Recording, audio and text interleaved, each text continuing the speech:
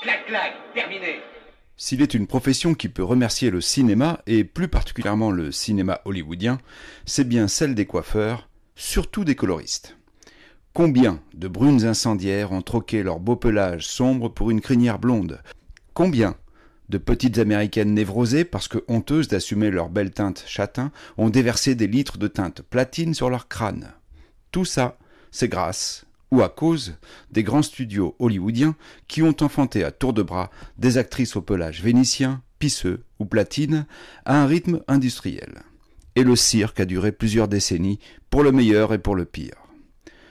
Commençons par la borne positive des blondes, catégorie dans laquelle nous entasserons pêle-mêle les espiègles voire vulgaires, les gentilles voire mièvres, les bombasses voire mauvaises actrices.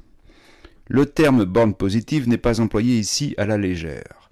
Les scénaristes ont abondamment joué la carte de l'opposition de la blonde contre la brune. Dans Mogambo de John Ford, Grace Kelly et Ava Gardner se disputent ainsi les faveurs de Clark Gable sur fond de savane africaine. Difficile de trouver mieux en termes de glace et de feu. Petit extrait de la rencontre des deux donzelles. I haven't walked that far since some palpitating halfback tried to tell me he'd run out of gas. You've been here on some sort of safari? Well, I was going on one, or at least I thought I was. I came down to visit an old pal of mine, the Maharaja Bunganore. Do you mind? No. But the big thoughtless cad stood me up. Howard Hawks, de son côté, annonce la couleur en 1953. Les hommes préfèrent les blondes. En plus, dans le genre blonde, Hawks ne finasse pas et choisit The Blonde, Marilyn Monroe, à qui il oppose la gouaille et le buste de Jane Russell. Mais c'est dit en chantant, alors ça passe crème.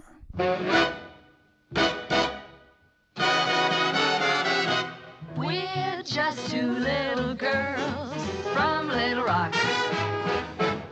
We lived on the wrong side of the tracks.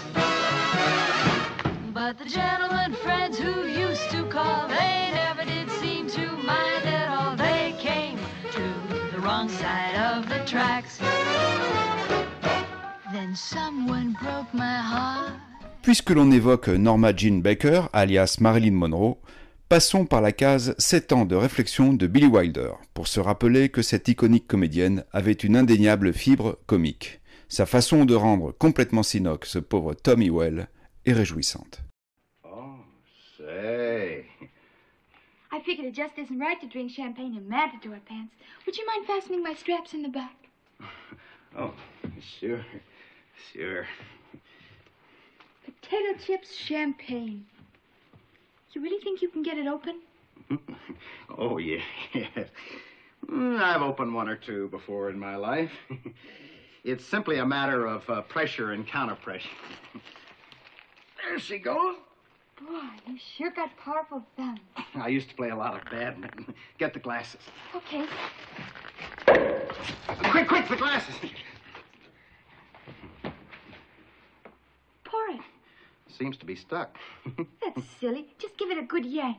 Dans la même veine des blondes platines nunuches et poilantes, évoquons vite fait la sculpturale Jane Mansfield, qui s'est rendue célèbre grâce à un petit cri particulièrement strident qui prouve que l'érotisme est également un phénomène de mode. À l'époque, le critique François Chalet était un grand fan. Dans la plupart de vos films, vous vous manifestez par une sorte de petit cri qui est, si l'on veut, votre spécialité. J'aimerais bien entendre d'ailleurs. Oui. I think it goes something like... Est-ce que vous ne pourriez pas recommencer encore une fois? Can you try once more? Vous comprenez, parce qu'on n'a pas tellement l'occasion d'entendre des choses intéressantes à la télévision, il faut vraiment en profiter. En France aussi, nous avons notre blonde bonbon. Blonde bonbon comme bébé. Les minauderies millimétrées de Brigitte Bardot ont rendu chèvre de nombreux personnages masculins.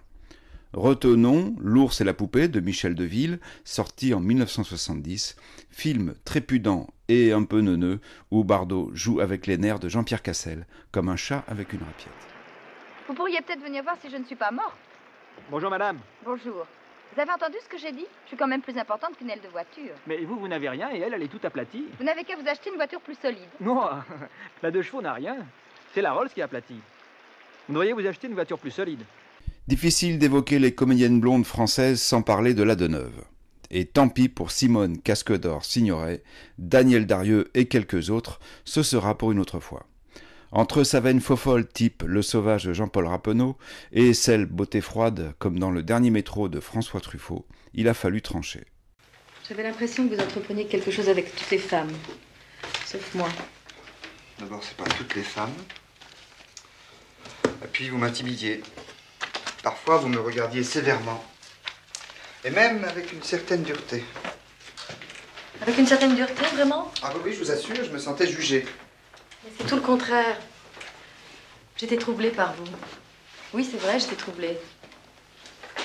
Et comme j'avais l'impression que tout le monde allait lire sur mon visage, alors je me durcissais.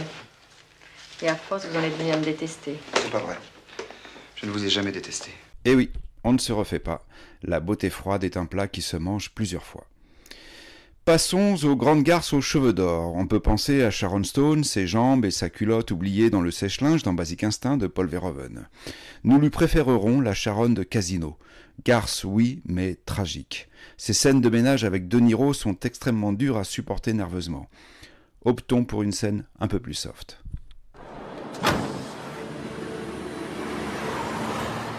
So what you doing? Do what? With the money. He needed some clothes. $25 for clothes. He wanted a watch, too. $25 for clothes and a watch. Shelley Winters est le visage inoubliable du dindon de la farce dans Lolita de Stanley Kubrick, où elle se fait souffler James Mason à cause d'une mini blondinette et d'une paire de lunettes en forme de cœur. Mais Shelley Winters n'est pas toujours la victime alcoolisée des coups foireux de la vie. Dans Bloody Mama de Roger Corman, elle campe une matriarche flanquée de 4 garnements, dont Bruce Dern et Robert De Niro, qu'elle entraîne autoritairement dans une vie d'aventure et d'exactions violentes. Braquage sanglant et kidnapping sont les hobbies de cette mère indigne. All right, now everybody reach for the nightgown of the Lord. Reach! Anybody moves, you're dead. Fin de cette chronique consacrée aux comédiennes aux cheveux jaunes et qui aura eu le grand mérite de ne pas évoquer les blondes hitchcockiennes.